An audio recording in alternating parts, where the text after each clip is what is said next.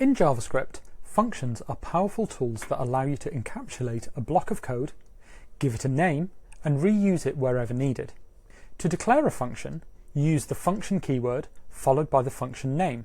For example, function sayHi declares a function named sayHi.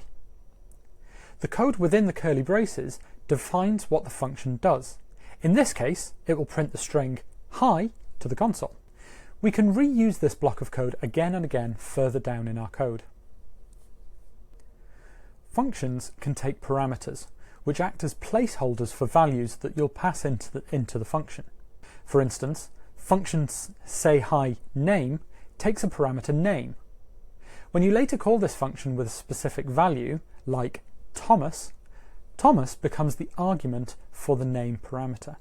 So we can now edit our function to output whatever we have inputted into it. Now, let's talk about the flow of data in and out of functions. When you call a function with arguments, those values are passed into the parameters. Inside the function, you can use these parameters to perform tasks. The return keyword allows a function to send a value back to where it was called. For instance, imagine a function add that takes two parameters, A and B. Inside the function, it adds them together and returns the result. When you call add 3, 5, the function returns 8, and you can store or use that result elsewhere in your code.